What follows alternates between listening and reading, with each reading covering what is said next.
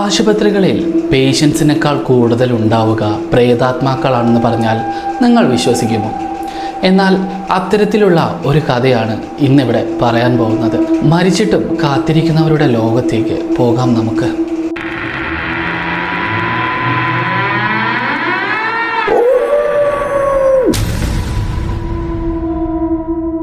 ഫോളോവറായ ഒരു നഴ്സിൻ്റെ കഥയാണിത്.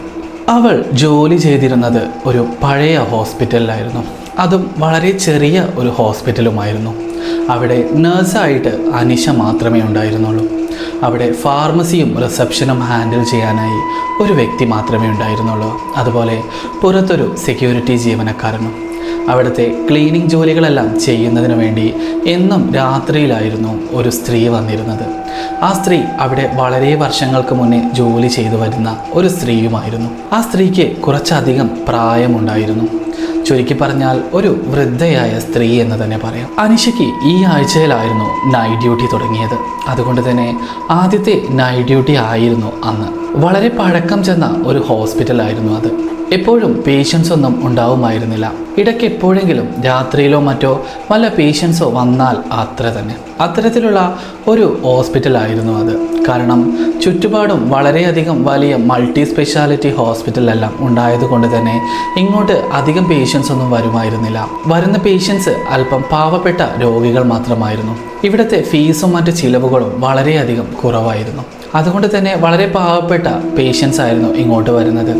ഒരുപാട് അധികം സൗകര്യമില്ലാത്തത് കൊണ്ട് തന്നെ ചില ചെറിയ പനികൾക്കോ അല്ലെങ്കിൽ അത്തരത്തിലുള്ള എന്തെങ്കിലും ചെറിയ അസുഖങ്ങൾക്ക് വേണ്ടി മാത്രമേ അങ്ങോട്ട് പേഷ്യൻസ് വരുമായിരുന്നുള്ളൂ. പകൽ ഒരു നഴ്സിംഗ് സ്റ്റാഫും രാത്രിയിൽ മറ്റൊരു നഴ്സിംഗ് സ്റ്റാഫിനും വെച്ചായിരുന്നു ആ ഹോസ്പിറ്റൽ മുന്നോട്ട് പോയിക്കൊണ്ടിരുന്നത്. അങ്ങനെ നമ്മുടെ അനിഷയ്ക്ക്, അതായത് ഞാൻ ഈ പറഞ്ഞ ഫോളോവറിന് അന്ന് നൈറ്റ് ഡ്യൂട്ടി തുടങ്ങുന്ന ദിവസമായിരുന്നു. എന്നും രാത്രി സമയങ്ങളിലാണ് ആ വൃദ്ധ ഈ ഹോസ്പിറ്റൽ ക്ലീൻ ചെയ്യാൻ വരുന്നത്. ആ വൃദ്ധയുടെ കൂടെ ഒരു ചെറിയ കൊച്ചു ആൺകുട്ടിയും ഉണ്ടായിരുന്നു. ആ സമയത്ത് അനിഷ സിസ്റ്റർ ആ വൃദ്ധയോട് ചോദിച്ചു, ആരാണ് ഈ കുട്ടി? അതിന് ആ വൃദ്ധ മറുപടി പറഞ്ഞത്, ഞാനും കൊച്ചുമോനും മാത്രമേ വീട്ടിലുള്ളൂ. ഞാൻ ജോലിക്ക് പോന്നു കഴിഞ്ഞാൽ ഇവനെ നോക്കാൻ പിന്നെ അവിടെ ആരും ഉണ്ടാവില്ല. അതുകൊണ്ട് ഞാൻ എപ്പോഴും വരുന്ന സമയത്ത് ഇവനെയും കൂട്ടിയാണ് ഇങ്ങോട്ട് വരിക. ഇവിടുത്തെ ജോലികളെല്ലാം കഴിഞ്ഞ് ഇവിടെ തന്നെ രാത്രി ഉറങ്ങിയതിന് ശേഷം പുലർച്ചെ ഞാനും മോനും വീട്ടിലേക്ക് മടങ്ങും. ഇതായിരുന്നു എൻ്റെ എന്നത്തെയും ഒരു പ്രധാന ജോലി. അങ്ങനെ പറഞ്ഞതിന് ശേഷം ആ വൃദ്ധ തൻ്റെ ജോലികൾ ചെയ്യുന്നതിന് വേണ്ടി മറ്റുള്ള സ്ഥലങ്ങളിലേക്ക് പോയി. ഒപ്പം അനിഷയും അനിഷയുടേതായ ഡ്യൂട്ടികൾ ചെയ്യാൻ തുടങ്ങി. എന്നാൽ അന്നവിടെ പേഷ്യൻസ് ഒന്നും ഉണ്ടായിരുന്നില്ല.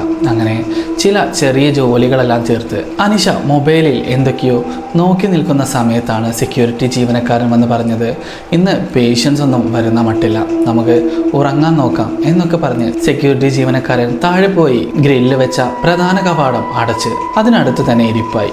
അനിഷ തൻ്റേതായിട്ടുള്ള ചില കാര്യങ്ങൾ മൊബൈലിൽ നോക്കിക്കൊണ്ടേയിരുന്നു. ആ വൃദ്ധയും ആ കൊച്ചുമോനും അനിഷയുടെ അടുത്തേക്ക് വന്ന് പറഞ്ഞു, എൻ്റെ ജോലികളെല്ലാം തീർന്നു, ഇനി ഞങ്ങൾ കുറച്ച് സമയം കിടക്കട്ടെ എന്ന് പറഞ്ഞ് തൊട്ടടുത്തുള്ള ഒരു ഇഞ്ചക്ഷൻ മുറിയിലെ ഒരു ബെഡിൽ ആ വൃദ്ധയും തൻ്റെ കൊച്ചുമകനും കിടന്നു. അനിഷ അപ്പോഴും ഉറക്കമായിട്ടില്ല. അനിഷയ്ക്ക് പ്രധാനപ്പെട്ട ചില കാര്യങ്ങളൊക്കെ അവിടെ എഴുതി തീർക്കാനുണ്ടായിരുന്നു. അങ്ങനെ അനിഷ അതെല്ലാം എഴുതി തീർത്തതിന് ശേഷം ഇഞ്ചക്ഷൻ മുറിയിൽ ജസ്റ്റ് ചെന്ന് നോക്കുമ്പോൾ ആ വൃദ്ധയും കൊച്ചുമകനും നല്ല ഉറക്കത്തിലായിരുന്നു. വീണ്ടും അനിഷ തൻ്റെ നഴ്സിംഗ് സ്റ്റേഷനിലേക്ക് തന്നെ വന്നിരുന്ന് തൻ്റെ മൊബൈൽ ഫോണും മറ്റു കാര്യങ്ങളും നോക്കുന്ന സമയത്താണ് പെട്ടെന്ന് നഴ്സിംഗ് സ്റ്റേഷന് മുന്നിൽ നിന്നും ഒരു ശബ്ദം കേൾക്കുന്നു. അത് ആരെയോ വിളിക്കുന്ന തരത്തിലുള്ള ഒരു ശബ്ദമായിരുന്നു. അത് ഇങ്ങനെയായിരുന്നു, ദിലീപ് ദിലീപ് ദിലീപ് എന്ന് ആരെയോ പേരെടുത്ത് വിളിക്കുന്നത് പോലെ ഒരു ശബ്ദം. അതും ഒരു സ്ത്രീയായിരുന്നു അത് വിളിച്ചുകൊണ്ടിരുന്നത്. അനിഷ ചുറ്റുപാടും നോക്കി, എന്നാൽ ആരെയും കാണാൻ സാധിച്ചില്ല. അല്പം മുന്നോട്ട് നടന്ന് പരിസരത്തെല്ലാം നോക്കി, എന്നാൽ അപ്പോഴും അവിടെയൊന്നും ആരെയും കാണാൻ സാധിച്ചില്ല. വീണ്ടും അനിഷ നഴ്സിംഗ് സ്റ്റേഷനിൽ തന്നെ വന്നിരുന്നു. എന്നിട്ട് മൊബൈൽ ഫോൺ വീണ്ടും നോക്കാൻ തുടങ്ങി. പെട്ടെന്ന് വീണ്ടും അതേ ശബ്ദം ആവർത്തിച്ചു കൊണ്ടിരുന്നു. ആ സമയത്ത് അനിഷയ്ക്കല്പം ഭയമായി തോന്നി. അതുമാത്രമല്ല, ഇവിടെ എന്തോ തെറ്റായി നടക്കുന്നു എന്ന ഒരു ചിന്ത സ്വയം മനസ്സിൽ താനെ ഉത്ഭവിച്ചു. ആ സമയത്ത് പെട്ടെന്ന് അനിഷ അവിടെയുള്ള ആകെയുള്ള ഒരു CCTV ദൃശ്യം പരിശോധിക്കാൻ തുടങ്ങി. ആ CCTV ദൃശ്യത്തിൽ അവൾ കണ്ട കാഴ്ച അതിഭയാനകമായിരുന്നു. ഇഞ്ചക്ഷൻ മുറിയുടെ ഒരു സ്ലൈഡിംഗ് ഡോർ, അതായത് ആ വൃദ്ധയും ആ കൊച്ചുമകനും കിടക്കുന്ന ആ ഡോർ പതിയെ തുറക്കുന്നു. അതും താനെ തുറക്കുന്നു. ഒരു കാറ്റോ അല്ലെങ്കിൽ ഒരു വ്യക്തിയോ ഒന്നും ആ വഴി പോയിട്ടില്ല. പക്ഷേ പതിയെ താനെ തുറക്കുന്നു. എന്നാൽ ഇഞ്ചക്ഷൻ മുറിയിലൊന്നും ക്യാമറ ഇല്ലാത്തത് കൊണ്ട് തന്നെ അനിഷ ആ ദൃശ്യം കാണുന്നത് അവസാനിപ്പിച്ച് ആ ഇഞ്ചക്ഷൻ മുറിയിലേക്ക് ചെന്ന് നോക്കി. ഇഞ്ചക്ഷൻ മുറിയിലേക്ക് ചെന്ന് നോക്കുമ്പോൾ അവർ അടച്ചിരുന്ന വാതിൽ തുറന്നു കിടക്കുകയായിരുന്നു. എന്നിട്ട് ആ വൃദ്ധയെയും ആ കൊച്ചുമോനെയും സൂക്ഷിച്ചു നോക്കി. ആ സമയത്ത് അനിഷയ്ക്ക് അങ്ങനെ പ്രത്യേകിച്ച് ഒന്നിനെയും അവിടെ കാണാൻ സാധിച്ചില്ല. ആ കൊച്ചു ആൺകുട്ടി ഉറക്കത്തിൽ എന്തൊക്കെയോ പിറുപിറുക്കുന്നുണ്ടായിരുന്നു.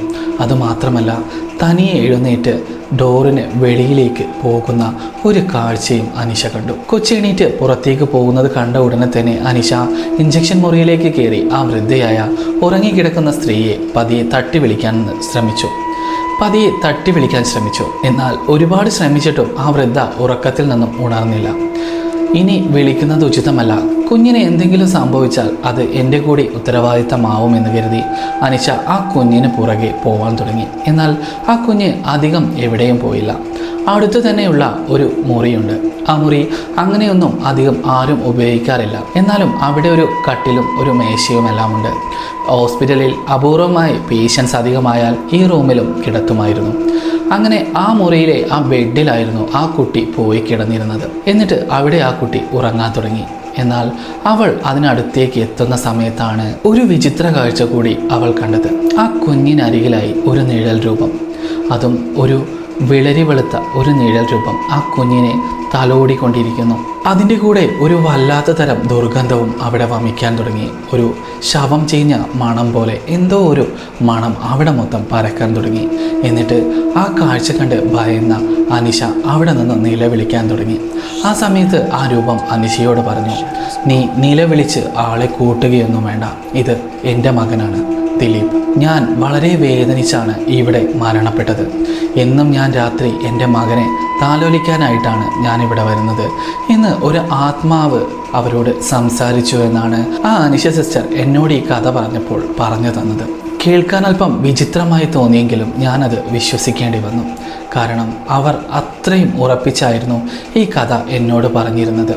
എന്നാൽ ആ കുട്ടിയെ അവളിൽ നിന്നും മോചിപ്പിക്കാനൊന്നും അനിഷ നിന്നില്ല.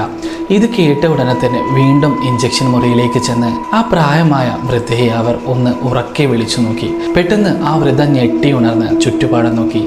ദിലീപ് എവിടെ, മോൻ എവിടെ എന്നൊക്കെ പിറുപിറുക്കാൻ തുടങ്ങി. ആ സമയത്താണ് അനിഷ കണ്ട ഈ കാഴ്ച ആ വൃദ്ധയോട് പറയുന്നത്. അതിന് പ്രത്യേകിച്ച് ആ വൃദ്ധയുടെ മുഖത്ത് ഒരു ഭാവമാറ്റങ്ങളും ഉണ്ടായിരുന്നില്ല. എണീറ്റ് ആ കൊച്ചുമോൻ കിടക്കുന്ന മുറിയിലേക്ക് ചെന്ന് മകൻ്റെ അടുത്തിരുന്നു. ആ സമയത്തേക്കും ആ നിഴൽരൂപം അവിടെ നിന്നും പോയിരുന്നു.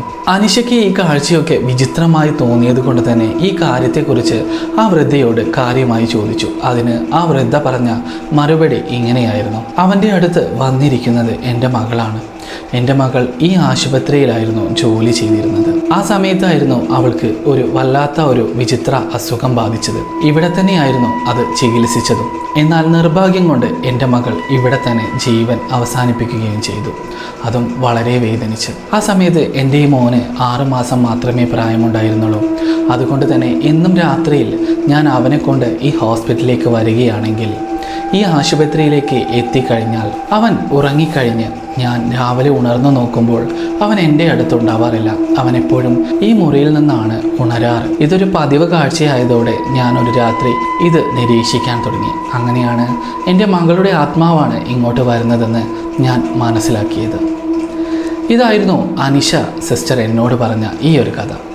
ഞാൻ എപ്പോഴും പറയും പോലെ തന്നെ ഇത് നിങ്ങൾക്ക് വിശ്വസിക്കാം അല്ലെങ്കിൽ വിശ്വസിക്കാതിരിക്കാം. ഇപ്പോഴും ഞാൻ പറയുന്നത് നമ്മൾ എന്നാണോ നേരിട്ട് അനുഭവിക്കുന്നത് അതുവരെ ഇതെല്ലാം വെറും കെട്ടുകഥകൾ മാത്രമാണ്. ഇത്തരത്തിലുള്ള കഥകൾ കേൾക്കാൻ നിങ്ങൾക്ക് ഇഷ്ടമാണെങ്കിൽ സബ്സ്ക്രൈബ് ചെയ്ത് എൻ്റെ കൂടെ കൂടാവുന്നതാണ്.